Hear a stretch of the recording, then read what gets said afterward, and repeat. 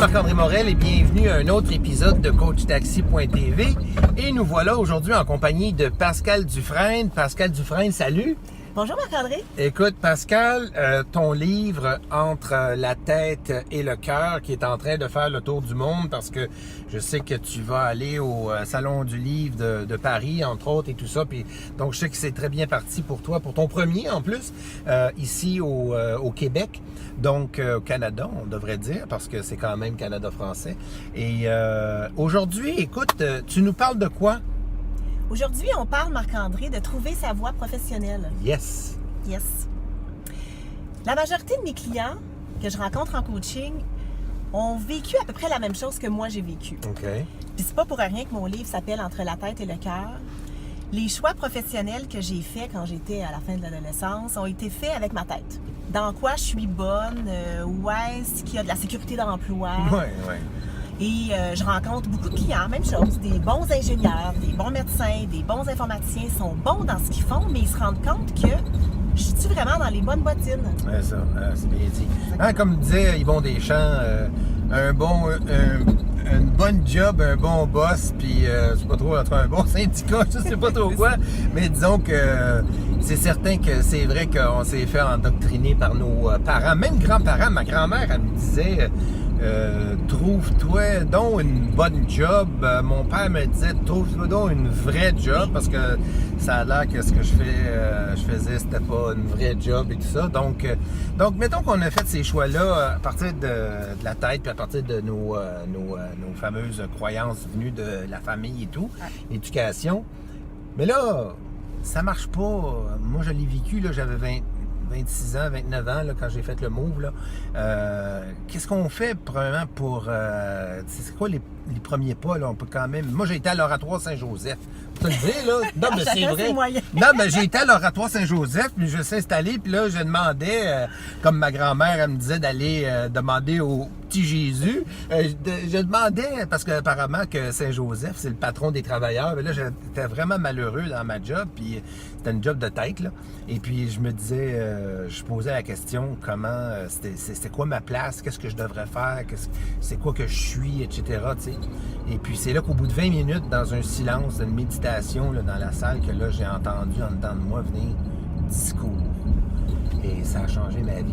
Ben en fait, je le savais déjà, mais c'est parce que j'avais toutes les comme les étages, les layers là, en français, c'est ça, les couches. Hein, de tous les masques c'est qu'on facile se de donne, m'entendre ce genre de choses. Alors, je te laisse la parole. Conte-nous ça. C'est quoi que tu nous proposes pour sortir de ce tourbillon-là? Donc, si toutefois l'Oratoire Saint-Joseph ne fonctionne pas, j'ai une autre option.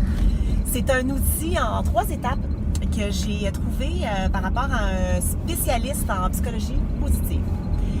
Dans cet outil-là, il y a 3 volets. Donc, premièrement, identifier qu'est-ce qui fait du sens pour nous. Okay. Deuxièmement, identifier là où on a du plaisir.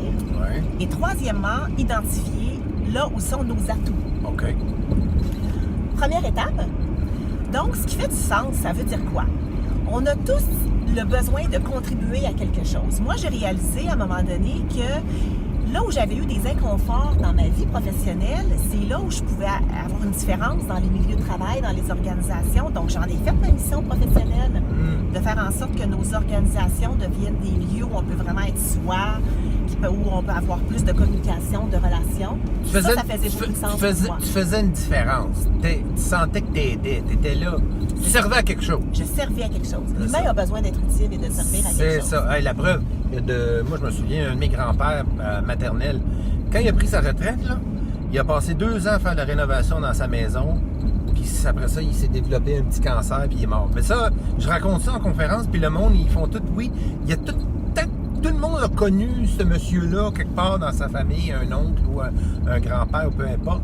Et c'est triste, mais ça répond un peu à ce que tu dis, c'est qu'il ne se sentait plus utile. C'est ça, on a besoin de se sentir utile. On a besoin de se sentir utile. Fait que ça, c'est la partie sens. Oui. Après ça... Donc, concrètement, dans la partie sens aussi, Marc-André, juste pour ajouter qu'un exercice concret à faire, ce serait peut-être de faire le tour de nos valeurs. Les valeurs peuvent être un bon guide sur ce qui fait du sens pour nous. Exemple? Par exemple, moi, la valeur de partage est très importante. J'ai des clients qui me disent, moi, la valeur d'évolution est importante. Fait que je veux être dans quelque chose qui me donne l'opportunité d'apprendre tout le temps. OK.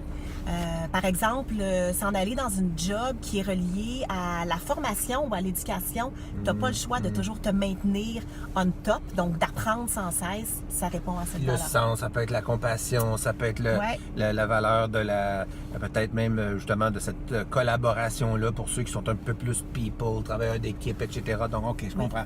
Alors, puis après ça, on passe à la deuxième. Le plaisir. Le plaisir.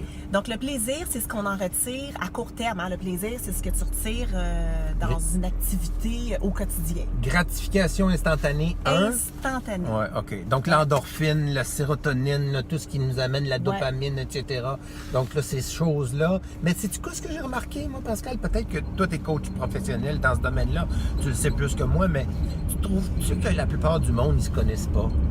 Ils savent même pas qu'est-ce qu'ils aiment. Ils savent même pas qu'est-ce qui leur donne vraiment du plaisir, à part les affaires de fin de semaine, puis telle place en vacances, etc. Je veux dire, tu sais, par rapport à la mission, la plupart des gens, leur carrière, le travail, savent pas vraiment qu'est-ce qu'ils aiment vraiment, là. On est tellement tout le temps dans l'action qu'on prend très peu le temps de se questionner. Donc, ça a l'air banal comme question. Qu'est-ce qui te fait plaisir? Mais moi, j'ai beaucoup de clients qui n'arrivent pas à répondre à cette question-là. Fait que là, le devoir que je leur donne, c'est pendant une période de temps, par exemple, mettons une semaine, porte une attention particulière au moment où tu tripes vraiment. Parce que même si tu es dans un inconfort dans ta job, il y a probablement des moments dans ta semaine, il y a tout le temps quelque chose qu'on aime. Qui t'ont fait triper. Tu peux dire, par exemple, ben écoute, aujourd'hui, j'ai eu des tâches qui m'ont relativement pas donné tant de satisfaction que ça. Par contre, j'ai eu un moment avec un collègue qui m'a amené à vraiment triper. J'aimerais ça que ce moment-là se reproduise à Alors, tous les c'est jours. ça. Fait que là, ça, c'est quoi ça? Identifier, etc. Donc, pour le répéter. C'est ça. Fait que le plaisir à travers, il y en a que c'est à travers la réflexion. Il y en a que c'est à travers le contact avec, par exemple, un groupe, avec des gens. Donc, ça peut donner une très belle indication. Le contact avec des jouets Fisher-Price, c'est-tu comme considéré normal, ça? Mais pourquoi pas? Tu peux aller travailler dans une compagnie de jouets. Non, des jokes. Okay.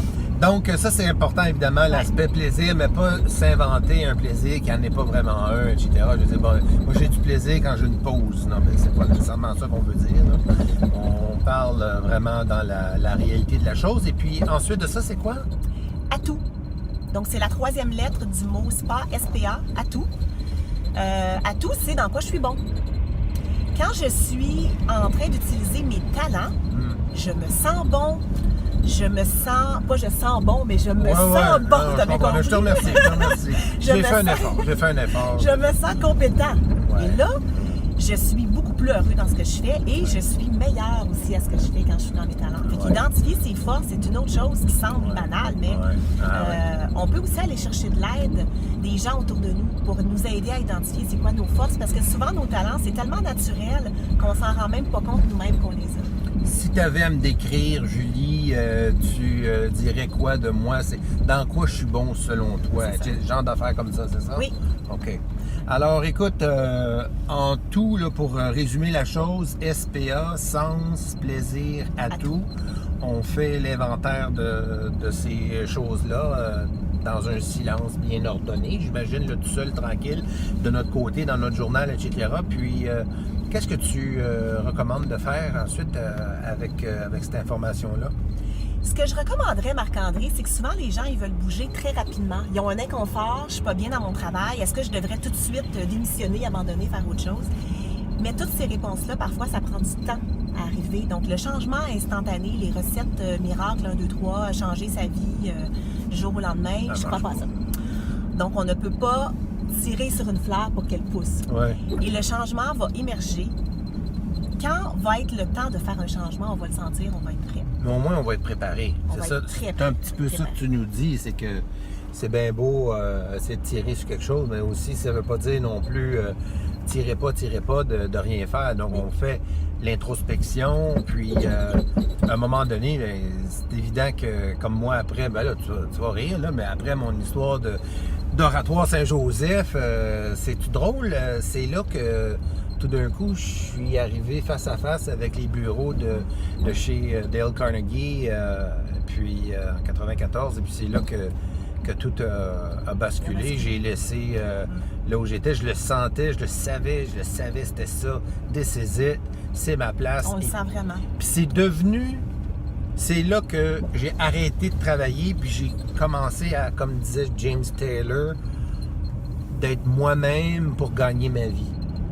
I am myself for a living, c'est ça qu'il disait. Alors, ça, c'est extraordinaire. C'est un peu ce que tu disais avant l'entrevue, l'état de flux, là, ou en fait de flow, là, qu'on a connu il y a 15 ans là, par un auteur. De là, l'importance de très bien se connaître, parce qu'on est notre principal outil. Puis en plus, si on ne fait pas ce travail d'introspection-là, les chances sont qu'on va retomber dans exactement les mêmes inconforts, mais dans une autre situation. On répète, ça c'est vrai. Écoute, un gros merci. PascalDufresne.com si vous avez besoin d'une coach, mais aussi de lire un super livre qui va vous faire réfléchir, faire grandir. Donc, un gros merci. À la prochaine, j'espère, Pascal. Hey, merci Marc-André de m'avoir reçu. Salut, bye.